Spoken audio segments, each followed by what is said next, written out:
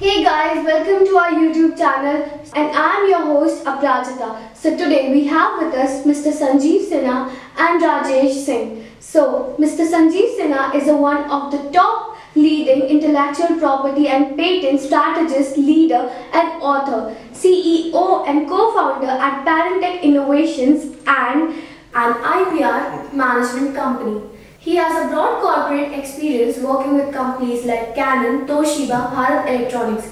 He is also an alumni of NIT Allahabad and technology leader. Please welcome Mr. Rajesh Singh, CTO of Parentech Innovations.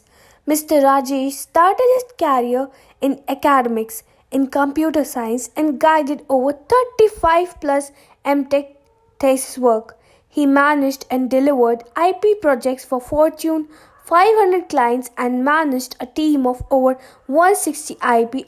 This is the book co-authored by Mr. Sanjeev and Mr. Rajesh. So sir, I have few questions like what is IPR and why is it important?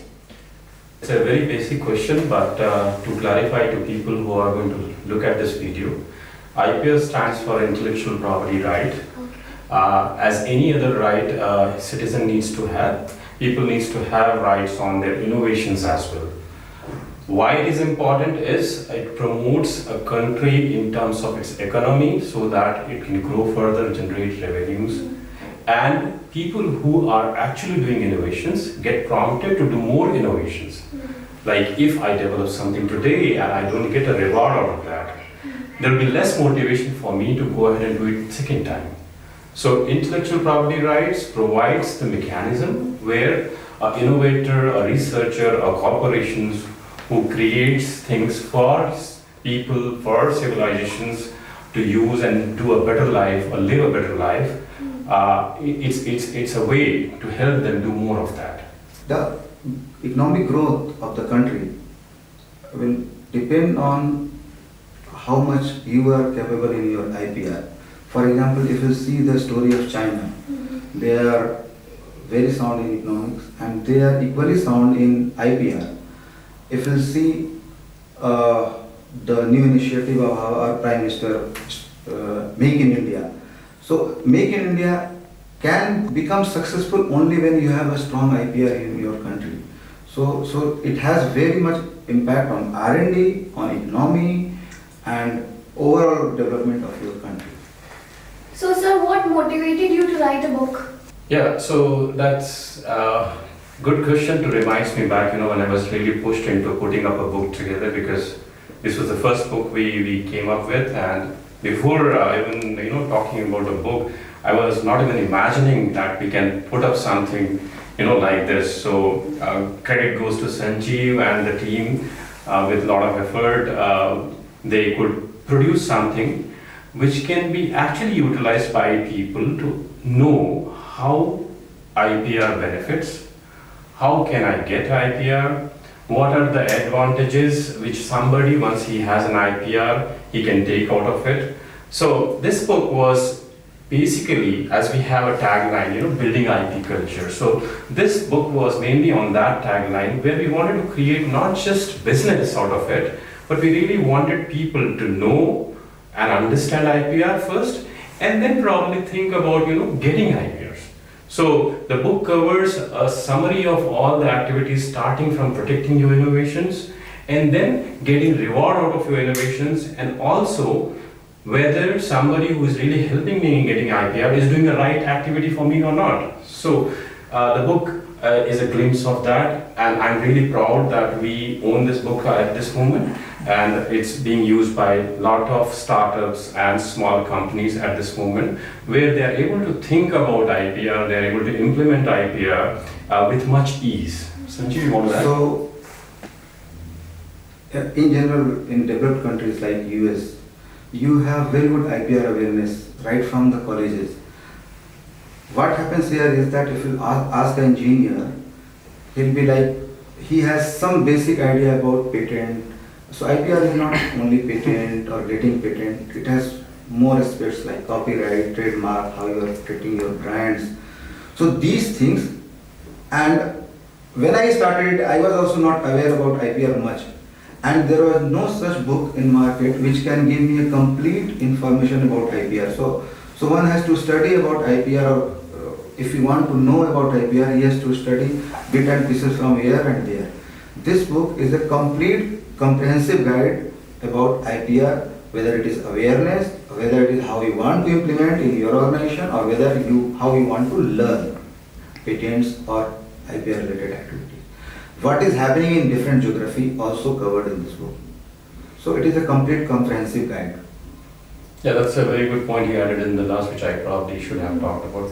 A lot of books might talk about, IPR on a very surface level, and that too just specific to India. However, this book we have actually incorporated other geographies, related aspects as well. So whenever you think about IPR, it's not just about thinking about how to do intellectual property protection in your own country, but you need to think much broadly, because in the global society in which we live right now, it's not that you just think about your own country, but you have to think about the boundaries as well. So I think, yeah, that's a very good point he just added.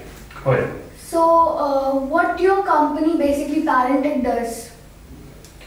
So Parentech is an IPR management company. We are into IPR services and IPR product development. So basically, if you see, Parentech has 4 arms or 4 verticals. One is we do Parentech search services, Parentech IPR services, which is related to patent, trademark, copyright. Basic activities include search, patent filing, trademark, and all patent and IPR related services, which we do for corporates, law firms, and universities. The other is awareness and training. So we provide training and awareness for IPR and IPR related topic. The third one is capability building. So there are many corporate which does not have IPR capability. So we handhold with them and we build a capability for IPR in their organization. And fourth is that we are coming up with IPR software which will be AI based and which will improve the productivity of a patent professional or R&D professional. Like we have idea management platform, or we have IP marketplace for startup, which will help startup to connect with the right people for patent, for invention, and for investment. So, do you want to add on anything? I think he has covered all of it. In summary, starting from idea coming into somebody's mind, and the idea getting transformed into an intellectual property right. We cater to most of the services, and our clients are corporation, universities, as Sanjeev said, and even law firms. That's pretty much. And what we do is we just don't serve India, but we serve globally as well. So we work for other countries' clients as well. So actually, I was also not knowing all these things. It's quite interesting to know all these things. Wonderful. Thank you. So sir, how do you get resources for your company? So there are basically 2 types of resources. One is you are getting a fresher from college, and one is experience. So there are competitors in market and there are patent experts. Those are the expert resources. We can hire them. In India, IPR awareness is poor in colleges. So the fresher will not have too much awareness about IPR. Even in many cases, they don't have any awareness. So in that case, we have a fresher with good analytical skill. We train them and on IPR subjects, and gradually they become a good resource. Okay. So do you require full-time employment or gig workers, freelancers, digital nomads can also work? Okay. So basically, patent is very confidential thing, right? Yeah. So you are protecting companies' innovation. Okay. So it cannot be done by a freelancer. It cannot be done by a part-timer. So in many cases we signed confidentiality agreement with our client. So we cannot disclose even outside our company or even our group. So for that we need a person who is dedicatedly working for a company.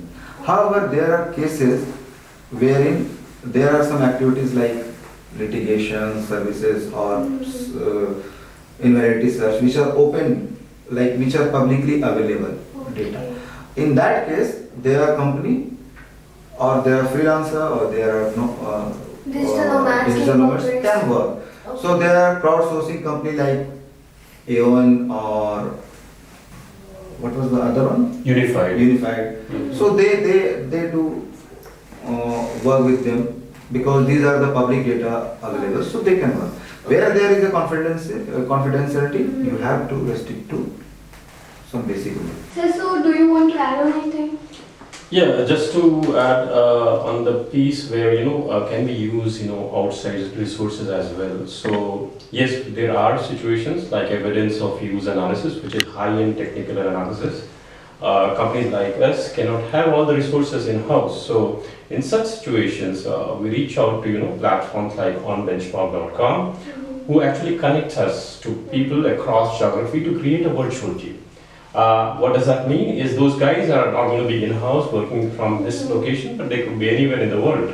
And probably that's the future. I mean, you cannot hire an expert in Java, an expert in Sharp, C Sharp, an expert in Linux, all of them in one single bucket. So companies like OnBenchmark does help us in getting resources who are basically virtual members working on projects for us. And especially, to give an example of a project is evidence of use, where you really need a high-end technology and an expert of a level who is kind of, maybe I might need somebody in image processing from institute like IIC Bangalore or IIT Bombay, or an expert in industry who doesn't have who's not going to come and work for me directly. So I can just get a time, buy a time from him. So yes, that's kind of a future which we are heading to, and probably in such projects where you don't have the confidentiality boundaries by the client to that extent, we do utilize such services. Okay. Thank you so much, Mr. Sanjeev and Mr. Rajesh. It was a great time talking with you. It was an insightful knowledge that we got for intellectual property rights and patent. Hope our viewers have also learned a lot of things about intellectual property rights and patent. Thank you so much, sir.